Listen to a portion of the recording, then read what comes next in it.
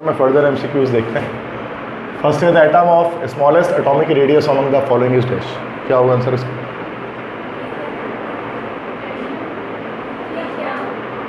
Lithium. बिल्कुल सही, lithium होना चाहिए स्मॉलेस्ट एटॉमिक रेडियस के लिहाज। एटॉमिक रेडियस के लिहाज से भी लिथियम ही होगा सबसे स्मॉल। ठीक है, तो डी ऑप्शन हमारा करेक्ट है। Next, highest energy will be absorbed to eject out the electron in the configuration dash. सबसे हाईएस्ट एनर्जी किस में एब्जॉर्ब होगी, किसको इलेक्ट्रॉन को निकालने के लिए चाहिए होगी? ऑप्शन डी 4 + 2 6, तो और एक 3 3 2 5। या देखो ये जो है हमारे पास, ये हमारे पास ग्रुप 3A का एलिमेंट है, ये हमारे पास ग्रुप 5A का एलिमेंट है, ये हमारे पास ग्रुप 2A का एलिमेंट है, 4A का एलिमेंट है, और ये हमारे पास 4 + 2 ग्रुप 6A का एलिमेंट है। और जब हम जानते हैं कि जब हम लेफ़्ट से राइट जाते हैं तो आयोनाइजेशन एनर्जी जो है ना वो इंक्रीज़ होती है, तो ज़्यादा अमाउंट ऑफ एनर्जी रिक्वायर होती है इलेक्ट्रॉन को इजेक्ट करने के लिए। तो सही कहा, डी ऑप्शन करेक्ट है। सही। नेक्स्ट है which of the following has least ionization potential. सबसे कम आईपी किसकी होगी, सबसे आराम से इलेक्ट्रॉन किसका लॉस हो सकता है? बिल्कुल सीजियम का। वेल डन, सही option. Next, which of the following element has the lowest ionization potential. दोबारा से लोएस्ट में आ गया।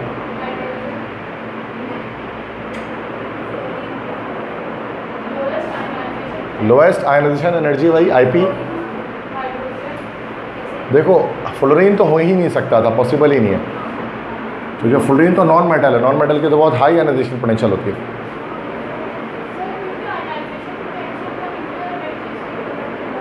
अरे सिंपल लॉजिक है, इसमें कोई वो थोड़ी ना करना। अब देखो हाइड्रोजन ये रहा, लिथियम ये रहा, और फ्लोरीन कहीं आगे पड़ा है, कहीं आगे पड़ा है, हीलियम कहीं आगे इधर पे पड़ा हुआ है। तो लेफ़्ट से राइट तो वैसे भी इंक्रीमेंट होती है, चीज़ों को तो हटा ही दो। हमें पूछ रहे हैं कि लोएस्ट आईपी। अब इन दो में आते हैं तो टॉप से बॉटम आईपी क्या होती है हमारे पास? आयोनाइजेशन पोटेंशियल ये डिक्रीज़ होती है, तो सबसे कम किसकी हो गई? लिथियम की हो गई। सिंपल कॉन्सेप्ट है, डायरेक्ट ग्रुप ट्रेंड लगाए ना लेफ़्ट से राइट, टॉप से बॉटम का, पता लग जाएगा आपको। तो न्यूक्लियर चार्ज है तो नंबर ऑफ शेल भी तो है, उसका इन्वर्स रिलेशन है। आईपी जो है ना, IP ionization potential it is directly proportional to number of shell. Sorry, directly नहीं, inversely proportional to number of shell, और IP is directly proportional to nuclear charge, number of proton. वही बात है, इसी को देखते हुए हम कहते हैं कि टॉप से बॉटम जो है वो हमारे पास जो है वो डिक्रीज़ हो रहा है, और लेफ़्ट से राइट हमारे पास इंक्रीज़ हो रहा है। सबसे ज़्यादा किसका होगा? सबसे कम लिथियम का। बिल्कुल। क्यों होगा सबसे कम? चूँकि लेफ़्ट पे भी है, डाउन पे भी है। सबसे लेफ़्ट सबसे डाउन पे जो आ जाए उसको लिख दो। है क्या? प्रोटॉन नंबर की बात ही नहीं हो रही ना यहाँ पर, फिर तो वही बात है। तो शेल का तो फ़र्क है। अब इसके पास एक शेल है, हाइड्रोजन के पास एक शेल है, लिथियम के पास 2 शेल है। जब शेल ज़्यादा हो जाए ना तो प्रोटॉन नंबर हम नहीं देखते हैं, फिर शेल देखते हैं। अब इसके एक इलेक्ट्रॉन, इसको निकालना मुश्किल है, इसके इलेक्ट्रॉन को निकालना आसान है। फिर न्यूक्लियर चार्ज उस वक्त देखेंगे जब दोनों का 2 शेल होगा। मिसाल के तौर पे अब जब ये बेरिलियम आ गया, इसके पास भी 2 शेल हैं, अब यहाँ न्यूक्लियर चार्ज देखेंगे कि इसका 3 है, इसका 4 है, तो उसका न्यूक्लियर चार्ज ज़्यादा है। जाहिर सी बात है, पहले टॉप से बॉटम लेफ़्ट से राइट देखते हैं, उसके बाद हम देखते हैं न्यूक्लियर चार्ज को सेम पीरियड में रहते हुए। ऐसे ही है ना भाई? तो इसी तरह आप लिथियम बेरिलियम में चेक करेंगे तो न्यूक्लियर चार्ज की बात यहाँ आएगी। चूँकि बेरिलियम का न्यूक्लियर चार्ज ज़्यादा है, ये शेल को श्रिंक करेगा, लास्ट शेल को, तो वैलेंस इलेक्ट्रॉन करीब आएगा न्यूक्लियस के, तो उसको इजेक्ट करना मुश्किल होगा, तो आईपी ऑटोमेटिकली बढ़ेगी। Simple concept. Next, ionization potential will be maximum for dash. सबसे ज़्यादा इलेक्ट्रॉन मुश्किल निकालना किसका होगा?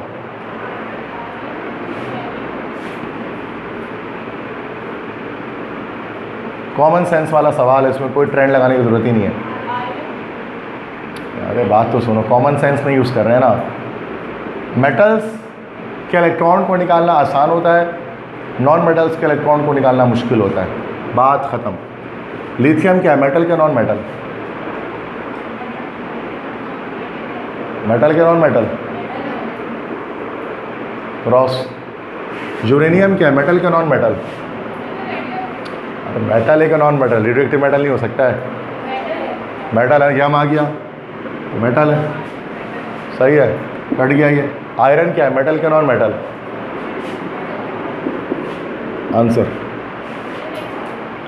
मेटल्स इलेक्ट्रोपॉजिटिव होते हैं, इलेक्ट्रॉन लूजिंग टेंडेंसी रखते हैं, आराम से इलेक्ट्रॉन लॉस कर सकते हैं, तो ये आईपी उनकी लो होती है। Non metals electron negative in nature होते हैं, इलेक्ट्रॉन गेनिंग टेंडेंसी रखते हैं, इलेक्ट्रॉन आराम से एक्सेप्ट कर सकते हैं, इस वजह से उनकी आईपी जो है ना बहुत हाई होती है, इलेक्ट्रॉन लॉस करने के बजाय गेन करने पर फोकस देते हैं। तो अगर 4 अगर आ जाए ना आपके पास, तो आप डायरेक्ट इस तरह, अगर 3 मेटल एक नॉन मेटल हो तो ऐसे भी फैसला कर सकते हैं। यहाँ ट्रेंड हम थोड़ी ना चलाएंगे। और यूरेनियम आयरन, यूरेनियम कितना नीचे पड़ा हुआ है, वो तो उसका अलग ही एफ ब्लॉक एलिमेंट में आ रहा है, वो तो वहाँ कैसे ट्रेंड चलाओगे, उसको तो ट्रेंड भी नहीं पता मैं, हम बताया सौ पी ब्लॉक का ट्रेंड पता होता है, तो यहाँ ट्रेंड वाली बात ही नहीं हो सकती। क्वेश्चन है, species that has the following electronic configuration. एक स्पीशीज़ है, इसका ये इलेक्ट्रॉनिक कन्फिग्रेशन है, मतलब ये 1s2 है, फिर 2s2 है, फिर 2px 2py 2pz है, ये है ना भाई। तो what could be z? Atomic number, अच्छा एलिमेंट z कौन सा होगा, पहला मैं देख लेते हैं इलेक्ट्रॉन्स कितने उसके पास है। 1 2 3 4 5 6 7 8 इलेक्ट्रॉन्स है उसके पास। अब 8 इलेक्ट्रॉन किस किस के पास होते हैं? ऑक्सीजन के एटम के पास हो सकते हैं 8 इलेक्ट्रॉन, बिल्कुल हो सकते हैं। क्या n माइनस के पास हो सकते हैं? बिल्कुल हो सकते हैं, वरना 7 होता है, 7 + 1 8, n माइनस के पास हो सकते हैं। नियॉन -2 के पास होते हैं, नियॉन के 10 होता है, और 10 + 2 ये 12 हो जाएगा। तो ऑप्शन क्या हो जाएगा? ऑप्शन डी हो जाएगा ना, 1 and 2। ये इलेक्ट्रॉनिक कन्फिग्रेशन ऑक्सीजन एटम और n- नाइट्राइड आयन की है। सही, क्लियर है? हाँ, ये सेकंड है ना ये। लिए कह रहे हैं कि पोलोनियम है 84 to 110 पोलोनियम है, और शायद इसका अल्फ़ा डीके हो रहा है, तो अल्फ़ा रेज से निकल रहे हैं, तो उसमें एक्स में क्या आ जाएगा, तो 2 एटॉमिक नंबर कम हो जाएगा, 4 मास नंबर कम हो जाएगा, तो नंबर ऑफ़ प्रोटॉन हो जाएंगे उसके हमारे पास 82 हो जाएंगे, तो ये तो बी हो गया, तो डी होगा। और नंबर ऑफ़ न्यूट्रॉन कितने हो जाएंगे, चूँकि 4 मास नंबर कम हो रहा है, तो ये हो जा रहा है हमारा, अच्छा 82, तो ये हो जा रहा है नीचे यहाँ पर, और ऊपर 4 मास नंबर कम हो रहा है, तो हो जा रहा है हमारा 206।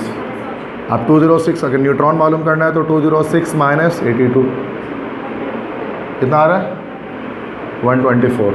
तो बी ऑप्शन करेक्ट सही है। तो बेसिक एटॉमिक वो है। तो मैं कैसे किया, तो अल्फ़ा डीके हो रहा है यहाँ, रेडियो एक्टिविटी। नेक्स्ट क्वेश्चन है, which property is same for the 2 nuclides. 2 atoms हैं,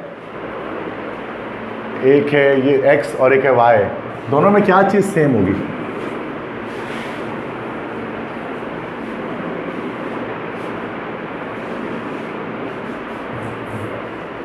क्या नंबर ऑफ इलेक्ट्रॉन सेम होंगे? नहीं होंगे। क्यों नहीं होंगे? जो एटॉमिक नंबर 18 है, एटॉमिक नंबर 19 है, एक में 18 इलेक्ट्रॉन होंगे, एक में 19 होंगे। नहीं। क्या नंबर ऑफ ऐसे पता प्रोटॉन भी सेम नहीं होंगे? क्या नंबर ऑफ न्यूट्रॉन सेम होंगे? 40 - 18, 40 - 19, अलग अलग आंसर आएंगे। तो नंबर ऑफ, अब उसका मतलब कि कुछ भी लिखा हुआ है, C option. Number of nucleon same होंगे, न्यूक्लियॉन से मुराद क्या होती है? प्रोटॉन प्लस न्यूट्रॉन, तो वो तो 40 आ ही रहा है। मास नंबर ही न्यूक्लियॉन नंबर होता है, हमें पता है। ठीक है, ये तो इजी था। नेक्स्ट है, A9 Q+2 contains 38 protons, what is the electronic configuration of Q2+। एक आयन है Q+2, इसमें 38 प्रोटॉन्स हैं, बताएं उसकी इलेक्ट्रॉनिक कन्फिग्रेशन क्या होगी। मतलब 38 प्रोटॉन्स है और Q+2 है, इसका मतलब कि 36 हो जाएंगे। बिल्कुल 36 किस में आ रहे हैं इसमें?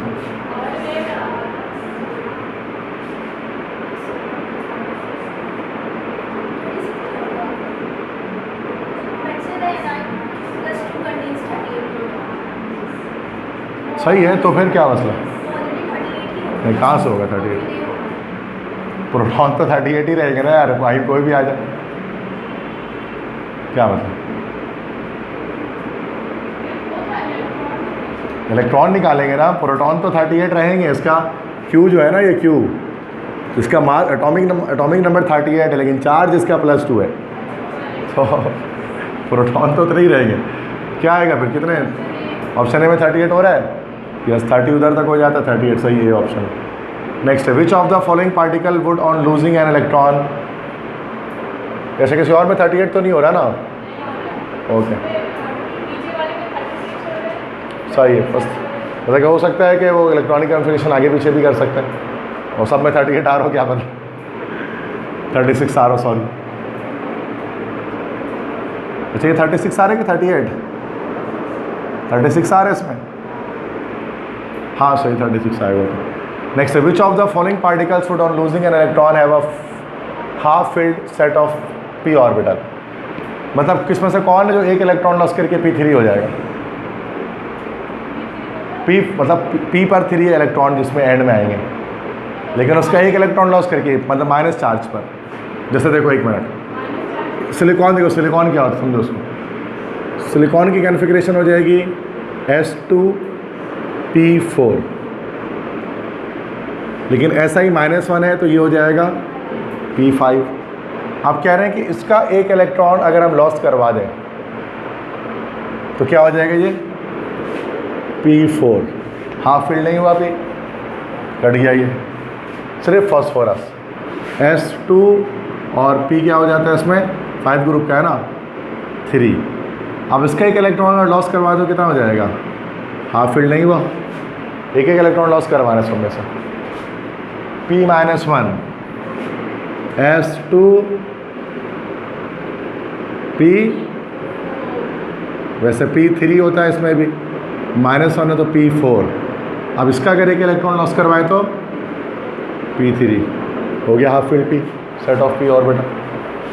पता इसमें से कह रहे हैं अगर इनमें से किसका एक इलेक्ट्रॉन लॉस करवाने पर आपका जो है वो P सबशेल हाफ फील्ड हो जाएगा। नहीं समझे? सेकंड में C करेक्ट है, 1s2 2s2 2p6 3s2 3p6 4s2 3d10 4p6 1s2 2s2 2p6 3s2 3p6 4s2। हाँ ना 38 हो रहा है ये तो, ए में 38 हो रहा है ना, ये 36 हो रहा है सी में। क्या 36 सी में आ रहा है? नहीं में थोड़ी ना आ रहा है, पूरे रिकॉर्डिंग ख़राब कर दो तुम लोग। बच्चे भी कमेंट्स में बोल रहे होते हैं, असल में आप लोग गलत आंसर दे तो मैं लगा देता हूँ। बच्चे कमेंट्स में लिखते हैं इसका ये आंसर सर, ये नहीं, इसका ये करेक्ट। ऐसे कई एक सवाल में आप लोग करते हो ऐसा, थोड़ा सोच के बताओ कि सही आंसर आ जाए ना यार उससे। Why is the first ionization energy of argon is higher than that of chlorine? ये रह गया, हो तो गया ये सी। डी को क्या देख रहे हो? जब सी में आंसर आ गया तो हाफ फील्ड हो गया ना पी। डी में नहीं होगा, 5 खत्म, और डी में भी होगा तो सवाल गलत है, तो हमें इसको सरोकार नहीं है। Next, why is the first ionization energy of argon is higher than that of chlorine? Argon के इलेक्ट्रॉन को निकालना मुश्किल क्यों है क्लोरीन के मुकाबले में? Cl है ना, Cl और Ar इस तरह से होता है ना, Cl इधर है, Ar इधर है, ये 17 है, ये 18 है। लेफ्ट से राइट जाते हैं तो वैसे भी Ip हमारे पास क्या होती है? इंक्रीज जाती है, तो Ar के इलेक्ट्रॉन को निकालना मुश्किल होगा Cl के मुकाबले में। रीज़न क्या है इसके पीछे? क्यों नहीं निकल सकता आर्गॉन का इलेक्ट्रॉन आराम से? तो आंसर बताओ ना मुझे, आप क्या है?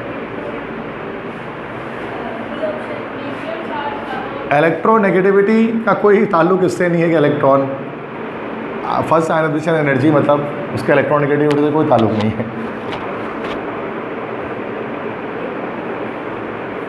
क्या आप क्या कह रहे हो? Argon has complete octet but chlorine does not, हो सकता है भी। सी द एटॉमिक रेडियस का कोई ताल्लुक नहीं है उससे। The nuclear charge of argon is greater than that of chlorine. Nuclear charge ज़्यादा तो है,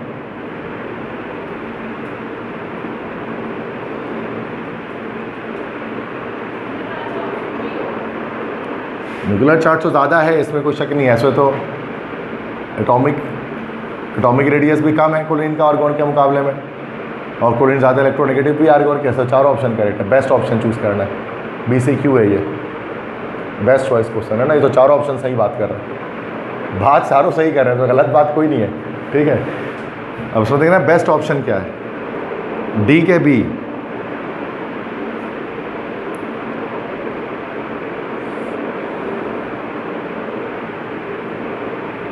स्टेबिलिटी वाली बात करेंगे तो B करेक्ट है, ऑक्टेट कंप्लीट है। स्टेबिलिटी की बात ही कर लेते हैं, 8 A ग्रुप में तो यही करते हैं। अगर ये 6 और 7 में आता तो शायद हम न्यूक्लियर चार्ज की बात कर लेते। तो मेन सबसे बड़ा रीज़न इसकी स्टेबिलिटी है, इसी वजह से बहुत हाई फ़र्क होता है क्लोरीन और आर्गॉन की आयनाइजेशन पोटेंशियल में। अदरवाइज़ वरना फ़र्क छोटा कम होता है, बट 7 और 8 A में बहुत बड़ा फ़र्क है IP के अंदर। तो स्टेबिलिटी ही है, तो B ऑप्शन ही लगा लेते। Next, which species has both the same number of neutron and same number of electron as an atom of Cl37-। बताओ कौन से इन चारों में से कौन ऐसा है जिसके पास उतना ही न्यूट्रॉन उतना ही इलेक्ट्रॉन है जितना इसके पास है। पहले इसको देख लेते हैं। इसमें Cl37-, इलेक्ट्रॉन कितना होगा इसमें, 38 होगा। 37- मतलब वो है मास नंबर हो गई। 37 क्यों लिखा हुआ है इसमें, मास नंबर ही है ना ये, फिर इसका मतलब है नीचे लिखा हुआ है, गलत लिखा हुआ है ना ये, नीचे तो टॉस, ये सब भी मास नंबर ही लिखे हैं। तो क्या एटॉमिक नंबर इसको मास नंबर ही समझ के कर लेते हैं। तो वैसे क्लोरीन होता है 17-17, तो इलेक्ट्रॉन उसके पास, लेकिन Cl- हो तो कितना हो गया, 18 हो गया। न्यूट्रॉन कितना हो जाएगा, 37 - 17, 20 आ जाएगा क्या। मास नंबर में से एटॉमिक नंबर माइनस कर दो। नहीं समझ में आ रहा, देखो फिर Cl है 37 - 17। सबसे पहले इसमें हमें देखना है कि इसमें इलेक्ट्रॉन कितना है, इसमें प्रोटॉन कितना है। क्या बोल रहे हो, वो तो उसमें दिया 30 आइसोटोप है ना, कल पढ़ा नहीं था एवरेज एटॉमिक मास में। आइसोटोप भी तो हो सकता है सही थोड़ी ना, मास नंबर है ये। 25% यही वाला एग्जिस्ट करता है यूनिवर्स में। एवरेज लेते तो 35.5 आता है। नहीं एवरेज एटॉमिक मास में पढ़ाया था, याद आ रहा है कुछ। तो इलेक्ट्रॉन इसमें 18 हो गया, न्यूट्रॉन हो गया, सॉरी न्यूट्रॉन है ना, हाँ न्यूट्रॉन हो गया 37 - 17, कितना आ गया 20। अब बाकी इन चारों में देखना है कि कितना ये है, सेम आ जाए। इसमें इलेक्ट्रॉन कितना होगा, सल्फर है ना 16 होता है, 16 और 1 17 कट गया। इलेक्ट्रॉन ही बराबर नहीं है तो प्रोटॉन न्यूट्रॉन होने क्या फ़ायदा। 40 + 20 होता है ना, तो 20 - 1 कितना हो गया 19, कट गया। पोटेशियम होता है 19, तो इलेक्ट्रॉन हो गया 19 - 1 18, हो सकता है ये आंसर हो। न्यूट्रॉन 39 में से 19 को माइनस करो, कितना आएगा, हो गया सी ऑप्शन। तो सारे निकालने पड़ेंगे तो जाके समझ में आएगा कि आ गया। नहीं समझ में आया, मेहनत वाला काम है, बस खून पसीना एक करने वाली बात है। मतलब सब में कलम चलाना ही पड़ेगा, बैठे बैठे कुर्सी भी नहीं कर सकता। मैं चाहता हूँ ऐसे MCQs है मैं कुर्सी पे बैठा रहो आंसर बताता जाऊँ, लेकिन ये सारे MCQs कलम चला के सॉल्व करने वाले हैं, है ना भाई, डायरेक्ट नहीं होने वाली। ये माइंड ट्रेनिंग है, मेंटल ट्रेनिंग MCQs है, बताया था ना, दिमाग की ट्रेनिंग कर रहे हैं आपकी। अगर आप ये सब कर लो तो आप चैम्पियन हो जाओगे MCQ सॉल्व करने में। तो इस तरह के MCQs बहुत कम बच्चे सॉल्व कर पाते हैं, जिसमें सब में सॉल्व करना पड़ता है। नेक्स्ट देखो, beta particles are the particles emitted from the dash of an atom. बिल्कुल सही बात है, न्यूक्लियस सही जाए। रेडियो एक्टिव रेडिएशन है ना भाई, अल्फा बीटा गैमा तीनों रेडियो एक्टिव रेस हैं। रेडियो एक्टिव रेस न्यूक्लियस से निकलते हैं, और कहाँ से निकलेंगे, न्यूक्लियर रेडिएशंस होती है ना भाई। तो बिल्कुल सही जवाब दिया आपने भाई, न्यूक्लियस, ठीक है।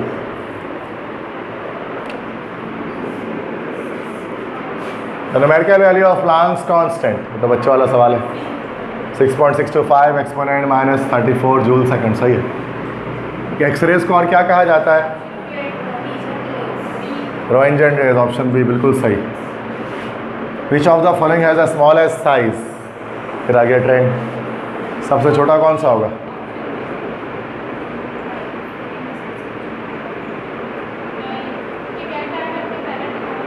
सारे, हाँ चलो देखते हैं। शेल देख लेते हैं ना, शेल कितना कितना है। Na+ 2 शेल हो गया उसके पास, एक तो निकल गया।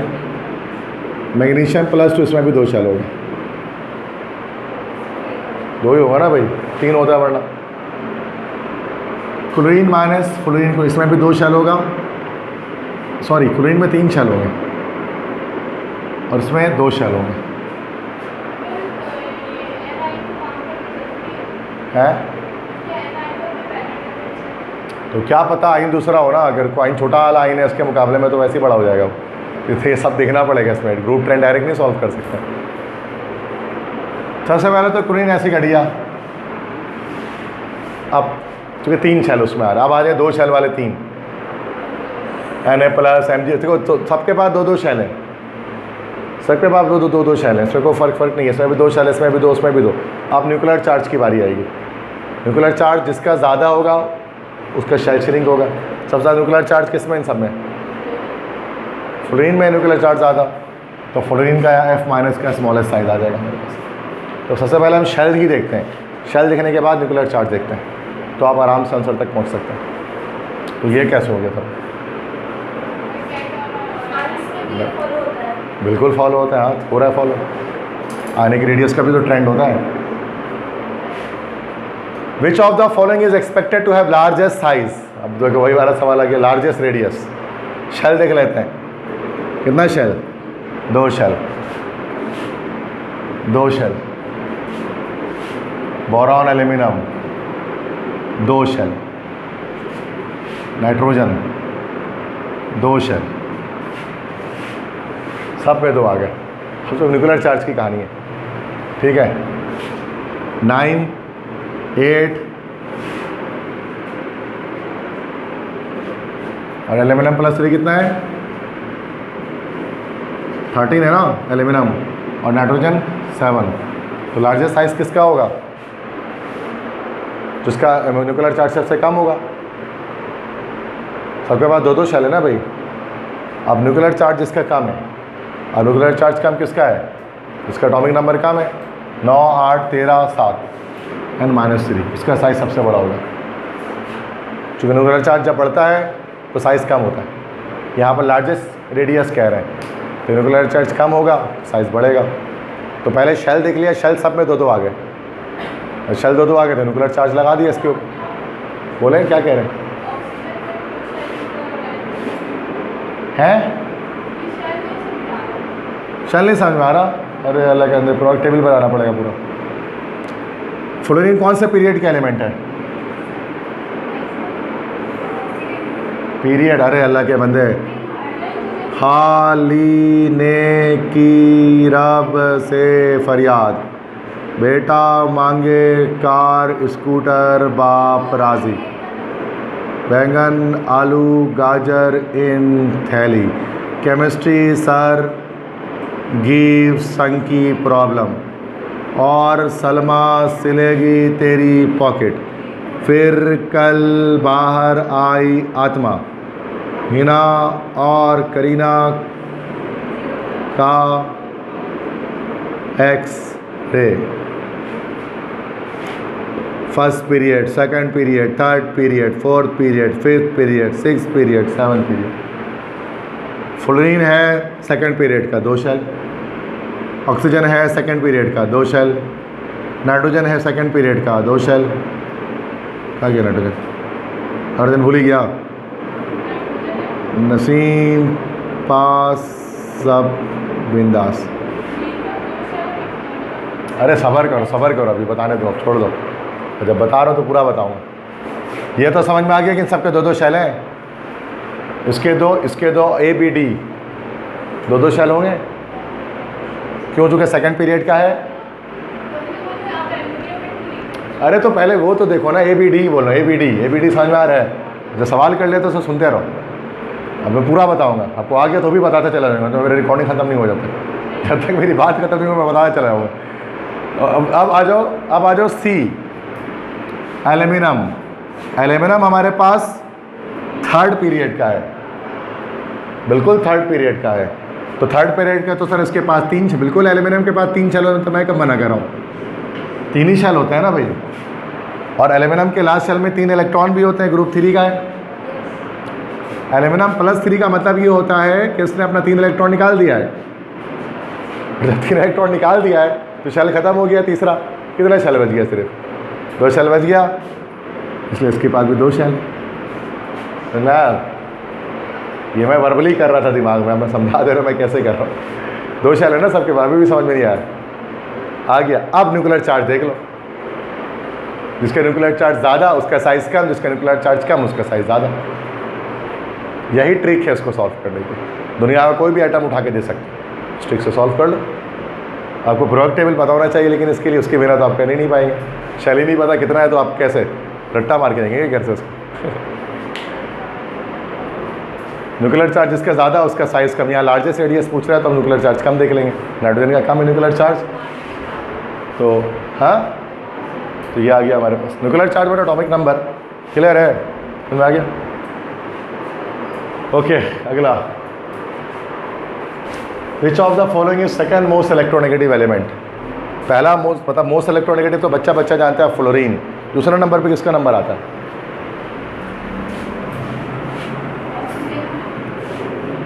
यस, बिल्कुल सही जवाब, ऑक्सीजन। फ्लोरीन के बाद जो most electronegative element periodic table में आता है वो ऑक्सीजन होता है। ठीक है, next is electron affinity for the inert gases. बताया था ना कल, पॉजिटिव, 0 नहीं लगाते ना, पॉजिटिव लगाए। Fluorine has low electron affinity and then chlorine, because वो कल वाली बात। वैसे हम टॉप से बॉटम जाते हैं तो FClBrIAT, तो इलेक्ट्रॉन एफिनिटी क्या हो रही होती है, डिक्रीज हो रही होती है ना, लेकिन फ्लोरीन की कम होती है। हाई डेंसिटी कहाँ आ जाएगा, तो हाई डेंसिटी तो 2 जगह पर है। ABCD कौन सा ऑप्शन?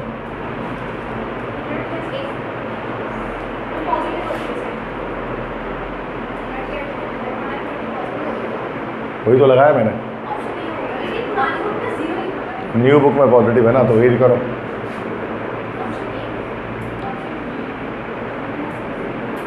है ये अभी भाई 2 चीज़ें हैं ना, स्मॉल रेडियस भी है और चार्ज डेंसिटी भी ज़्यादा है, तो ऑप्शन ए और बी में क्या फ़र्क है? हाँ, तो फ्लोरीन का स्मॉल रेडियस और हाई डेंसिटी की वजह से ऐसा हो रहा है। फ्लोरीन का तो हाई बिग रेडियस है और लो डेंसिटी, तो फ्लोरीन की इस वजह से फ्लोरीन आराम से इलेक्ट्रॉन को गेन नहीं करता, ईजिली गेन नहीं करता, क्योंकि रेडियस छोटा है स्मॉल और डेंसिटी ऑफ इलेक्ट्रॉन ज़्यादा है, रिपल्जन होती है इलेक्ट्रॉन की। Next, which of the following items has highest first ionization energy. अब दोबारा बता दो, IP हाईएस्ट,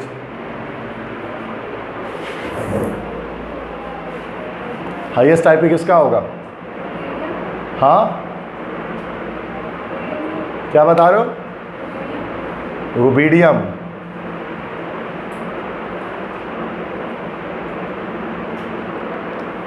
हाईएस्ट IP पूछ रहे हैं बेटा, हाईएस्ट IP मतलब जिसका इलेक्ट्रॉन निकालना बहुत मुश्किल हो। रुबिडियम तो ऐसे निकाल दोगे, तो लोएस्ट बता दिए। हाँ,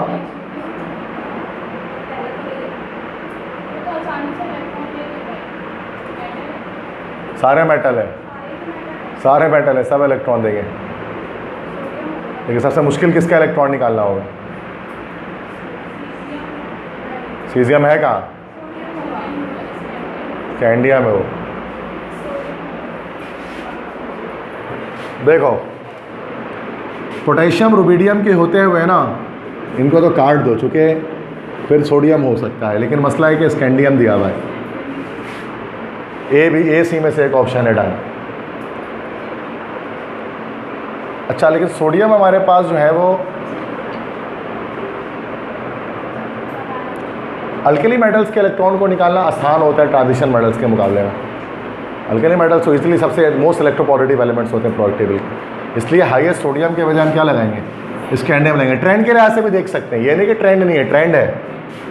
देखो hydrogen, lithium, sodium, potassium, rubidium, और ये आगे हमारा हो गया बेरिलियम, मैग्नीशियम, कैल्शियम, स्ट्रॉन्शियम, और ये रहा स्कैंडियम। तो स्कैंडियम आप देख सकते हैं कि राइट पर पाया जा रहा है। अगर आप बोलोगे सर ये तो स्कैंडियम तो नीचे है सोडियम से, अगर स्कैंडियम अगर यहाँ होता ना कैल्शियम की जगह पर, तो डायगोनल रिलेशनशिप बनती, और डायगोनल बनने की वजह से क्या होता, सेम हो जाता। लेकिन ये थोड़ा सा और राइट साइड पे गया हुआ है, इस वजह से इसकी आईपी और स्ट्रॉन्ग है। मतलब इसमें हम टॉप से बॉटम वाले ट्रेंड नहीं डोमिनेट कर रहे, लेफ्ट से राइट वाला डोमिनेट कर रहे हैं। स्कैंडियम और सोडियम का मुकाबला अगर हम करेंगे तो इन दो एलिमेंट का अगर मुकाबला हम कर रहे हैं तो क्या होता है, टॉप से बॉटम क्या होता है, डिक्रीज होता है। आप लोग सारे ऐसा तो सोडियम का ज़्यादा होगा, स्कैंडियम का ऊपर है, ये तो भाई ऊपर है तो लेफ्ट से राइट इंक्रीज भी तो हो रहा होता है, और ये ज़्यादा लेफ्ट के साइड पे हुआ है इसके मुकाबले, इस वजह से इसकी ज़्यादा है। हाँ अगर बिल्कुल एग्जैक्ट यहाँ पर होता ना कैल्शियम की जगह पर, तो बिल्कुल एग्जैक्टली सेम हो जाता है डायगोनल रिलेशनशिप जिसको हम कहते हैं चैप्टर 1 में। तो स्कैंडियम करेक्ट आंसर होना चाहिए यहाँ पर, ठीक है। वैसे भी हम कॉमन सेंस वाली बात है कि ट्रांजिशन मेटल्स की ही ज़्यादा होगी, अल्कली मेटल्स आराम से इलेक्ट्रॉन लॉस कर देते हैं और ट्रांजिशन मेटल लॉस नहीं कर पाते हैं। तो आप बिना सोचे समझे भी जवाब लगा सकते थे स्कैंडियम में, लेकिन मैं ट्रेंड भी बता रहा हूँ कि ट्रेंड से कैसे आ रहा है। नेक्स्ट है the process requiring the absorption energy, मतलब किस प्रोसेस में एनर्जी एब्जॉर्ब होगी। अच्छा ये भी है, विच हैज मैक्सिमम फर्स्ट भाई हाईएस्ट आईपी ढूंढ लो दोबारा, CNOB। सी और बी तो नहीं है, फंसोगे यहाँ आके। लेफ्ट से राइट जाते हैं तो क्या होते हैं, आईपी इंक्रीज होती है। राइट साइड पे ऑक्सीजन पाया जाता है, लेकिन नाइट्रोजन की होती है, नाइट्रोजन की ज़्यादा की होती है क्योंकि P3 हाफ फील्ड कॉन्फ़िगरेशन। तो यहाँ पढ़ सकते हैं किस प्रोसेस में एब्जॉर्प्शन ऑफ एनर्जी रिक्वायर होगी, मतलब एनर्जी एब्जॉर्ब होगी, मतलब इसमें हीट देना पड़ेगा। कौन सा एंडोथर्मिक चेंज है, क्या काम करने में हीट देना पड़ेगा इन सब में से।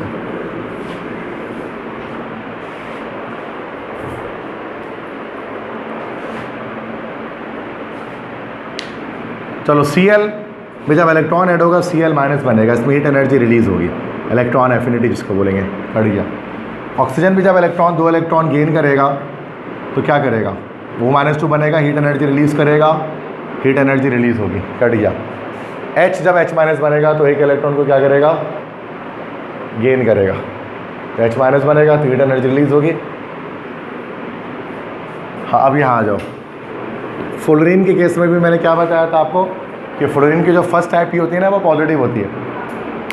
क्यों, चूँकि फ्लोरीन जो है ना वो इलेक्ट्रॉन को लेगा ही नहीं, बताया था कल, उसको एनर्जी देना पड़ेगा तब जाकर इलेक्ट्रॉन गेट कर पाएगा। तो ये वो प्रोसेस है जहाँ पर एनर्जी एब्जॉर्ब होगी बजाय रिलीज होने की, इसका इलेक्ट्रॉन एफिनिटी प्लस आएगा, इलेक्ट्रॉन गेन एंथैल्पी।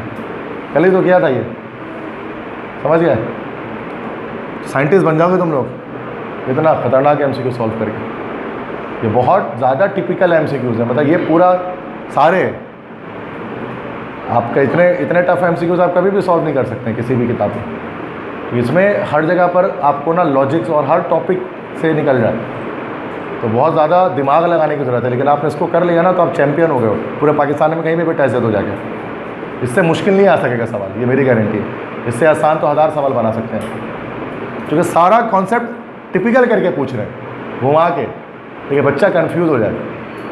हर सवाल में कुमार है कुछ ना कुछ करके, है ना, तो सवाल समझना ज़रूरी है। Which of the following electronic configuration an atom has the lowest ionization enthalpy, lowest IP किसकी होगी।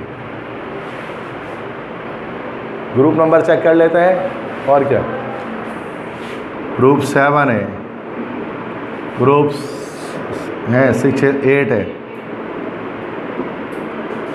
ग्रुप 1 है, 2s2p है, 2s2 1s2 2s2 2p6 है, ओके। 8 का 2 आ रहा है, तो दोनों सेम है क्या, दोनों एक तो काटे दो फिर, तब दोनों सेम है तो क्या जरूरत है। अब बच गया, 3 ऑप्शन बच गया। किसको, अबे इतना बच्चों वाला सवाल है, किसका इलेक्ट्रॉन आराम से निकलेगा, ग्रुप बन गया, आराम से निकलेगा, आसान सी बात है। ये है सोडियम है हमारा, सोडियम है कि नहीं है, ये 11 हो रहा है, तो फिर सबसे लोएस्ट टाइप इसकी होगी। ये तो नॉन मेटल पड़ा हुआ है, इसमें नहीं रहोगी लोएस्ट टाइप। सही क्लियर है।